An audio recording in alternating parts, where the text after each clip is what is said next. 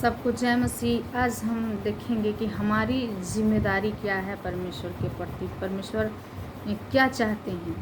यीशु मसीह हमारे बीच में हैं, मध्यस्थ बन के, बिचवई बन के क्यों आए। तो हम सबसे पहले पढ़ेंगे पहला तीमुथियुस और उसका 2 अध्याय का पहला वचन से कि अब मैं सबसे पहले यह आग्रह करता हूँ, विनती और प्रार्थना, निवेदन और धन्यवाद सब मनुष्यों के लिए किए जाएं, राजा और सब ऊंचे पद वालों के निमित्त, इसलिए कि हम विश्राम और चैन के साथ सारी भक्ति और सारी गंभीरता से जीवन को बिताएं। मतलब सारी भक्ति, सारी गंभीरता से अपने जीवन को हम बिताएं। यह हमारे उद्धारकर्ता परमेश्वर को अच्छा लगता है और भाता भी है कि हम सारी भक्ति के साथ अपने जीवन को क्या करें, सारी गंभीरता के साथ। हमारे जीवन में गंभीरता भी होना ज़रूरी है कि साथ अपने जीवन को बिताएं। हमारे उद्धारकर्ता परमेश्वर को अच्छा लगता है और भाता भी है उनके मन को कि जब हम सारी गंभीरता से जीवन को बिताते हैं। जो यह चाहता है कि सब मनुष्य का उद्धार हो और वे सत्य को भली भांति पहचान लें। मतलब उनको भाता है मनुष्यों का उद्धार हो और वे सत्य को भली भांति पहचान ले, क्योंकि परमेश्वर एक ही है और परमेश्वर मनुष्यों के बीच में एक ही बिचवई है। मतलब हमारा और आपका परमेश्वर प्रभु के लोगों एक ही है और परमेश्वर चाहता है कि हमारा बिचवई एक ही है और उनका हम आदर करें। मनुष्यों के बीच में एक ही बिचवई है, अर्थात मसीह यीशु जो मनुष्य है। हालेलुया, परमेश्वर का नाम का महिमा हो। एक ही बिचवई है, वो यीशु मसीह है। हमारे जीवन में, हमारे मनुष्यों के जीवन में एक ही बिचवई है जो परमेश्वर का इकलौता पुत्र है, जिसने अपने आप को सबके छुटकारे के दाम में दे दिया। मतलब सारे लोगों को छुटकारे के दाम में उन्होंने दे दिया, चाहे किसी भी तरह का छुटकारे का हो, पाप का हो, कुकर्म का हो, व्यभिचार का हो या किसी भी प्रकार का हो। परमेश्वर का यहाँ वचन बोलता है कि जिसने अपने आप को सबके छुटकारे के दाम में दे दिया और उसकी गवाही ठीक समय पर दी गई। मैं सच कहता हूँ, झूठ नहीं बोलता, कि मैं इसी उद्देश्य से प्रचार और प्रेरित और अन्य जातियों के लिए विश्वास और सत्य का उपदेश ठहराया गया। मतलब वो सत्य का उपदेश इसीलिए ठहराए गए। परमेश्वर हमारे बीच में एक बिचवई हैं।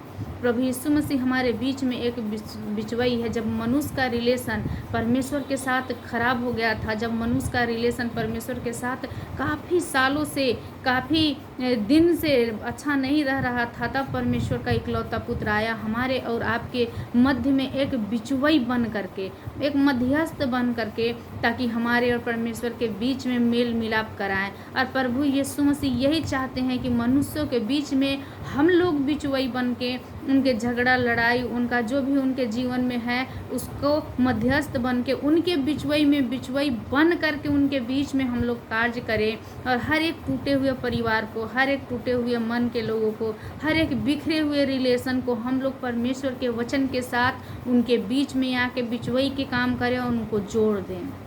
हालेलुया, प्रभु के लोगों, परमेश्वर कभी भी नहीं चाहता कि हम लोग में झगड़ा, लड़ाई हो। परमेश्वर कभी भी नहीं चाहता कि हम परमेश्वर के प्रेम से दूर हो जाए। परमेश्वर हमसे प्रेम रखते हैं और परमेश्वर हमारा बिचवई बन के अपने इकलौते पुत्र को भेजा, बना करके भेजा, ताकि हमारे उनके बीच में जिस प्रकार का अच्छा रिलेशन हो, एक प्रेम भरा, एक गंभीरता भरा, सच्चाई वाला रिलेशन हो, ठीक उसी प्रकार प्रभु यीशु मसीह चाहते हैं कि हम मनुष्यों के बीच में, हम सारे मसीही के बीच में, अन्य जाति के बीच में भी वही प्रेम वाला, बिचवई वाला काम हम लोग करें और हर एक के जीवन में मेल मिलाप का बीज को बोए।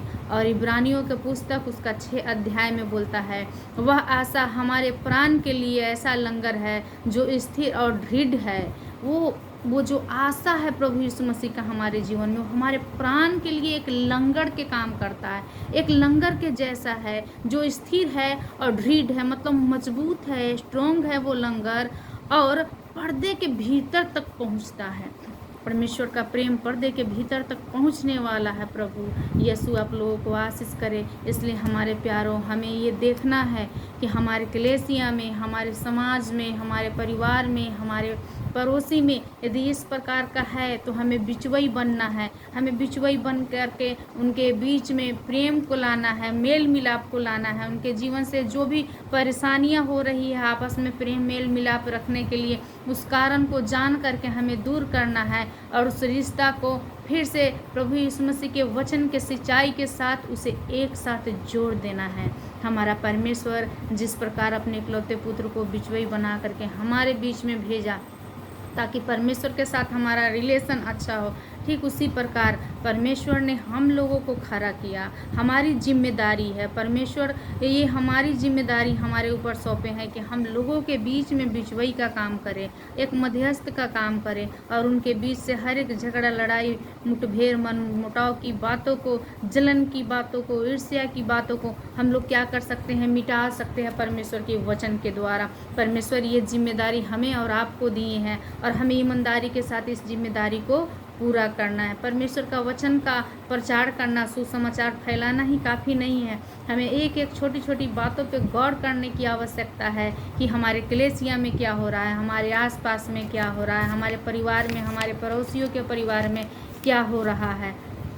और फिर उस बात को जानने के बाद हमें कुछ ऐसा करना है, वचन के साथ ऐसी सिंचाई करनी है जैसे उनके दिल में, उनके घर में वो मिठास, वो प्रेम, वो मधुरता आ जाए और उनका परिवार फिर से एकजुट हो जाए और मेल मिलाप के साथ रहने लगे और परमेश्वर का महिमा और भक्ति करने लगे और आप उनके जीवन में एक मध्यस्थ और बिचवई का काम करें। परमेश्वर आप सबको इस वचन के साथ आशीष करें और हम आप लोग से उम्मीद करते हैं कि इस वचन के द्वारा परमेश्वर ज़रूर आप लोगों को आशीष करेंगे और ज़रूर आप लोग बिचवई का काम करेंगे। और परमेश्वर ने जिस जिम्मेदारी को, इतने खूबसूरत से जिम्मेदारी को, मेल मिलाप का जिम्मेदारी को हमारे और आपके ऊपर सौंपे हैं, इस जिम्मेदारी को आई होप कि हम लोग बहुत अच्छे तरह से निभा सकें और ईमानदारी के साथ, गंभीरता के साथ, सिधाई के साथ इस काम को पूरा कर सके। और परमेश्वर का वचन भी बोलता है कि वह आशा हमारे प्राण के लिए ऐसा लंगर है कि नहीं, कि जो दृढ़ है, मजबूत है।